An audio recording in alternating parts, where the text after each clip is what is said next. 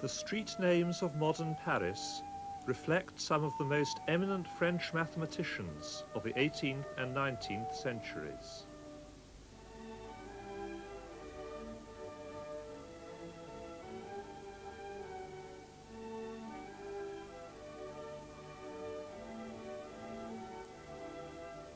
In the cemetery of Père Lachaise, overlooking the city, one of the most influential, though little known, mathematicians is buried. Here, Gaspard Monge was laid to rest in 1818 by his former students from the École Polytechnique. As he was in political disgrace at the time of his death, his admirers risked persecution by erecting this monument to his work.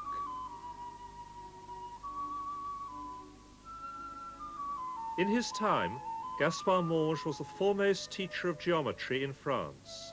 He was a founder of one of its greatest educational institutions, the École Polytechnique.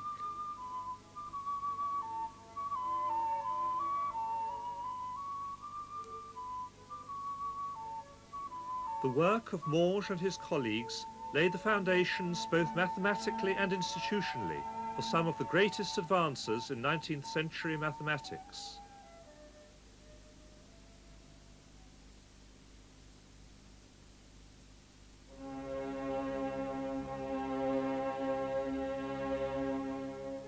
We start our story in the French Revolution. With the vanishing of royal power in France, new styles of government were established in the 1790s. Old economic and social institutions were abolished. A new spirit was abroad. Despite terror and chaos, scientists and mathematicians did what they could to lend their talents to the new republic. The revolution would lead to the end of the prestigious Royal Academy of Sciences, based in the Louvre, to be replaced by a new organization, the Institute of France.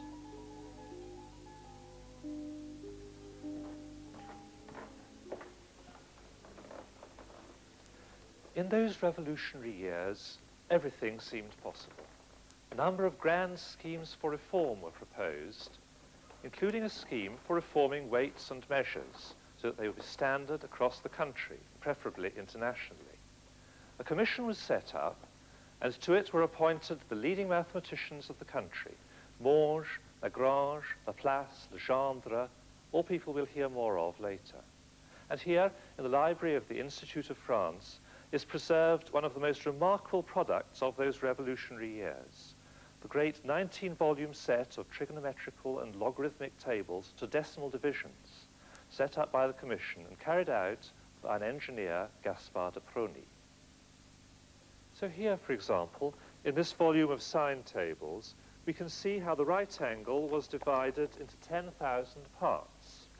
For example, 0.0303 of a right angle in the new division is what corresponded to 2 degrees, 43 minutes, 37.2 seconds in the ancient division. And its sine is 0.04757 and so on for 29 decimal places, an unprecedented degree of accuracy.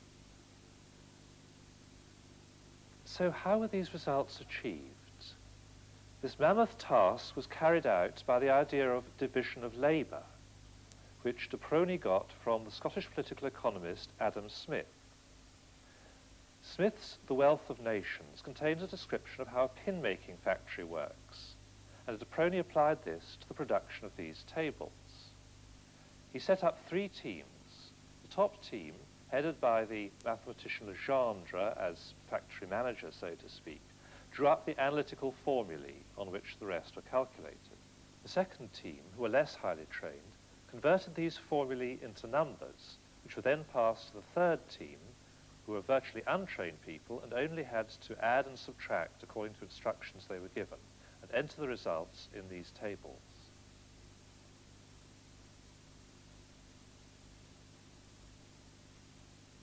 To check the calculations, de Prony had 2 sets of teams working on the tables.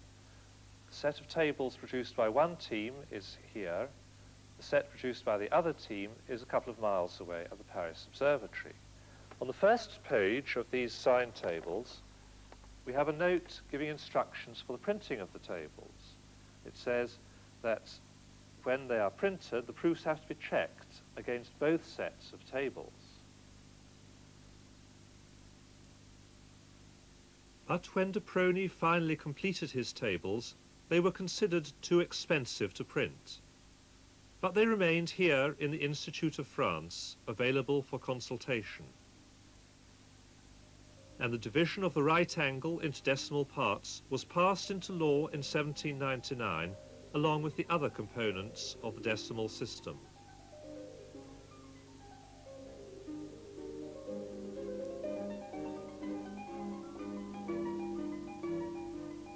The reform of weights and measures was but one concern of the new revolutionary state. The whole of the educational system was undergoing a major reconstruction.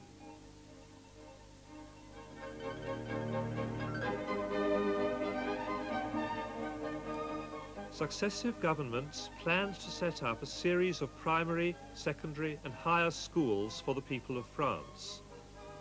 But to implement this, a large number of trained teachers was required. It was to this building in the Botanical Gardens of Paris that trainee teachers were assembled in haste from every region of France.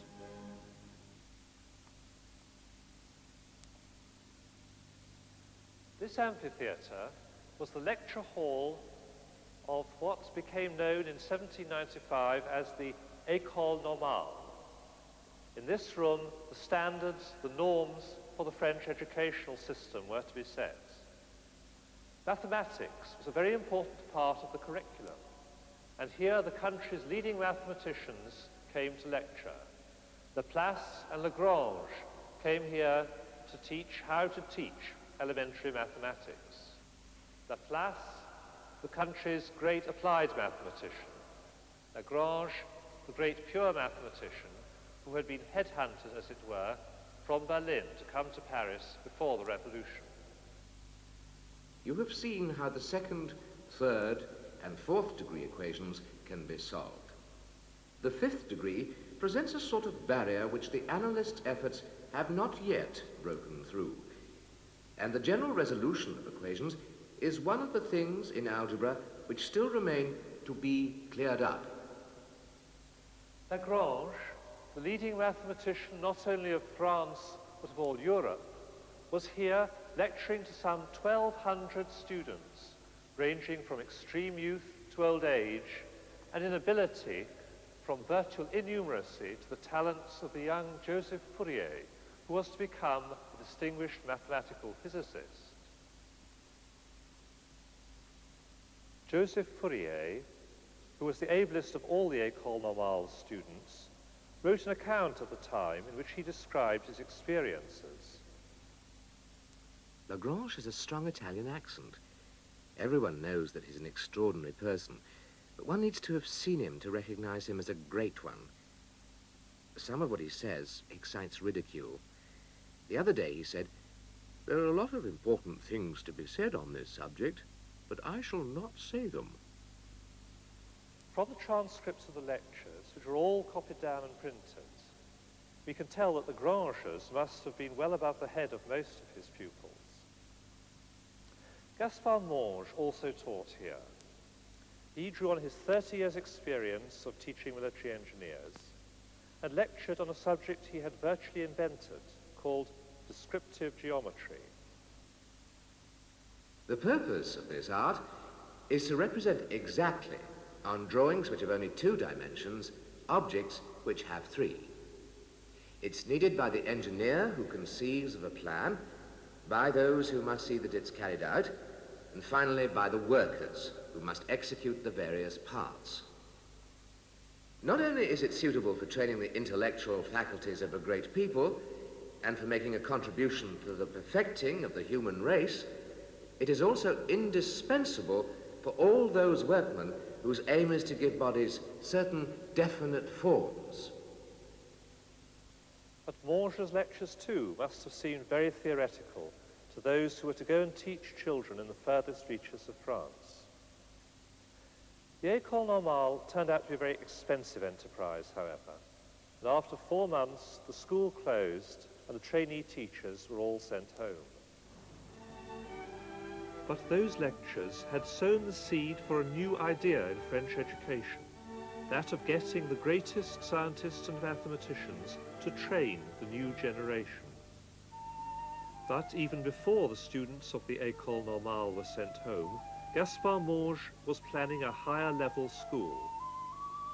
The idea was to create a single national school for the training of civil and military engineers. In contrast to the École Normale, the planning for this new organization, which was to become the École Polytechnique, was meticulous. Someone who has been particularly concerned with the early history of the École Polytechnique is Professor Jean d'Ombre. Education was in turmoil during the revolution in France, and many projects were being thought of. A lobby of scientists acted in order to create the École Polytechnique within the framework of the revolutionary government. Monge was an enthusiastic member of this group. He modeled the new school according to the patterns of the military schools where he had been a professor previously. But the new patterns were different in the sense that they were systematic.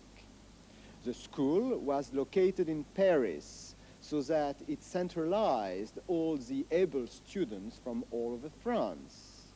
Among those professors, there was obviously Monge himself, the famous Lagrange, but also people like de Prony, Poisson, or Fourier.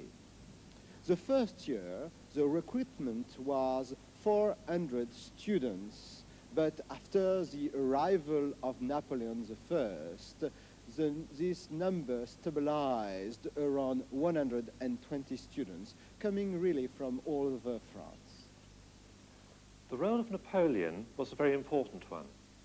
Mathematically trained himself, he had joined the Institute of France, the successor to the Royal Academy of Sciences, in the late 1790s. This is an attendance record of the Institute.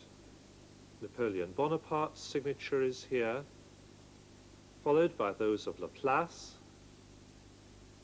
the chemist Berthollet, and Gaspard Monge. In 1798, Napoleon organized a vast expedition to Egypt. Monge was one of those who was taken along in part of the scientific entourage. When the expedition returned, their results were written up in a series of vast volumes. This is one of them. They are kept here at the library of the present-day École Polytechnique. These volumes are full of very beautiful engravings. There, for example, the pyramids at Memphis.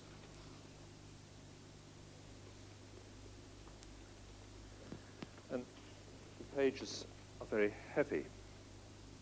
Here, the temple of Karnak is shown from above and from the side.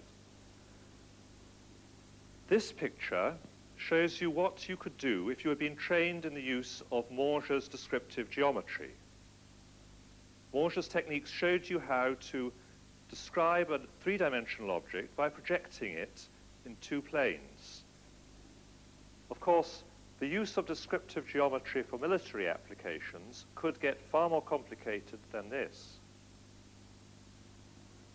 During his military adventures in Egypt, Napoleon had sights on greater things. He came back to France as soon as possible and took power just before 1800. In 1804, he was crowned emperor, and a year later, he transferred the École Polytechnique to a new building, a new location where we are now.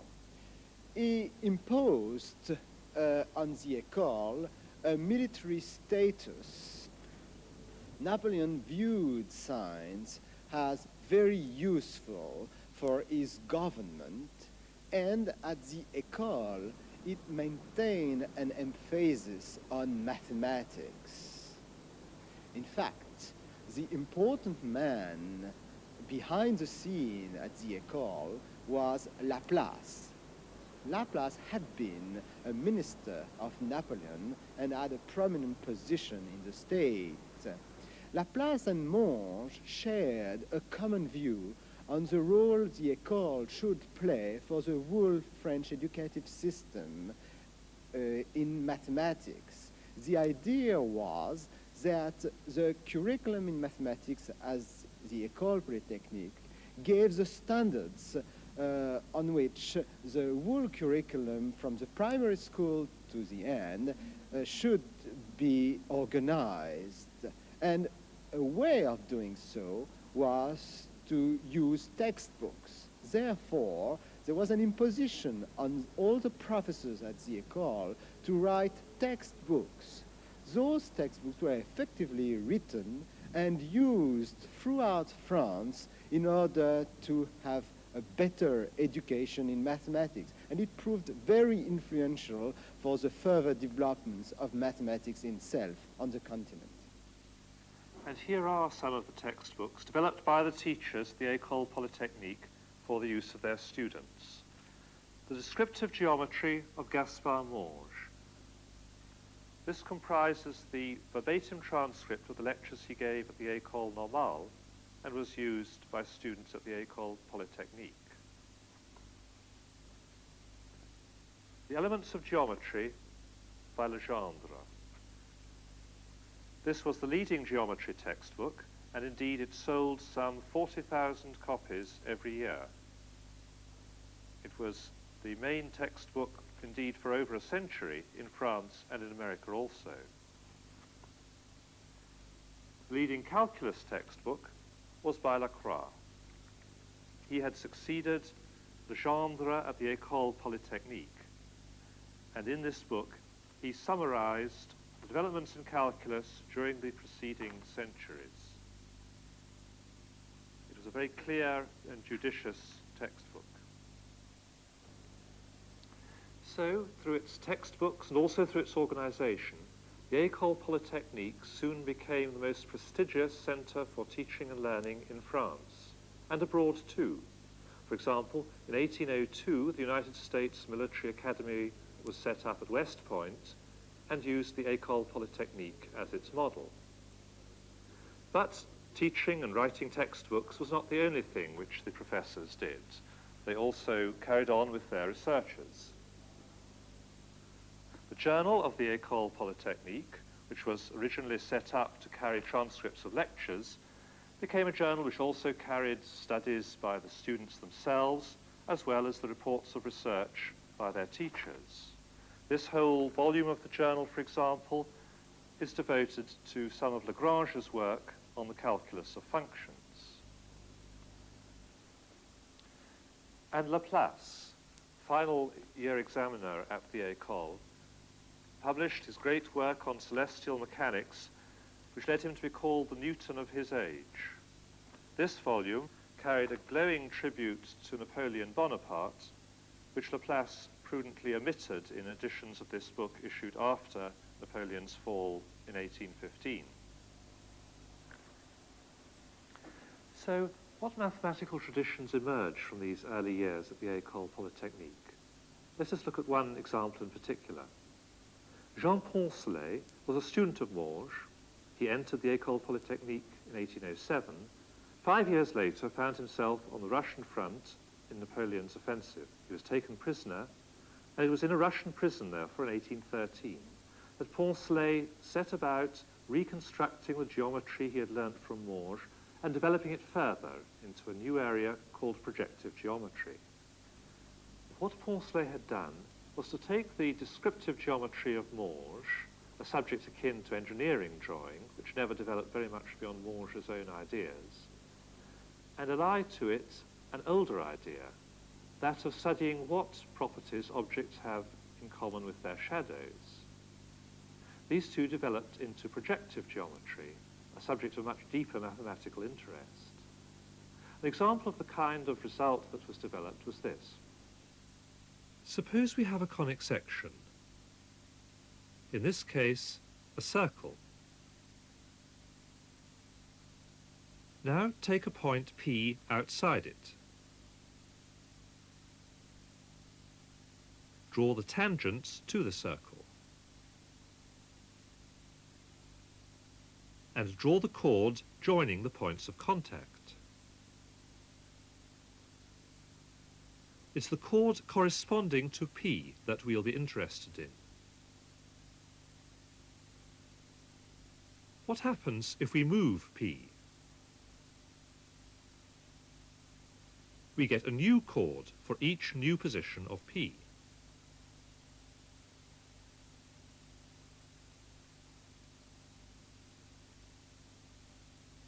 What's really interesting is when P moves along a curve.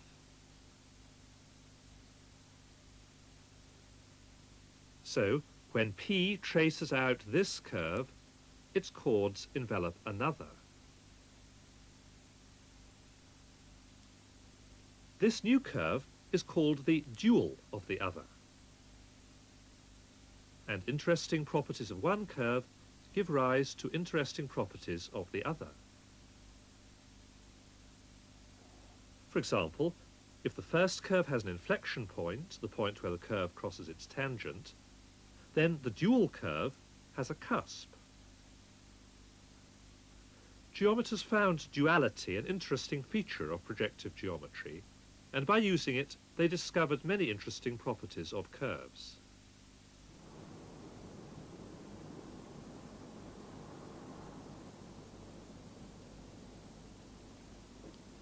In such ways, the influence of Morge lived on through his students. Projective geometry, in fact, was developed more strongly in Germany than in France. The reason is possibly that French mathematicians took up more strongly calculus and analysis, other subjects fostered by teachers at the École Polytechnique.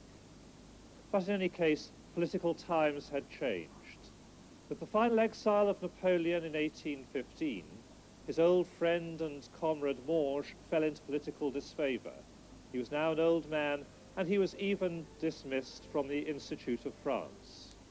But when a couple of years later he died, here to his tomb came students and former students from the École Polytechnique to pay tribute to Morge and what he stood for they saw, more strongly than the authorities, what it was that Morge and his old comrades had achieved. They had laid a firm foundation for French mathematics in the 19th century, and perhaps we might say for the mathematics of all Europe.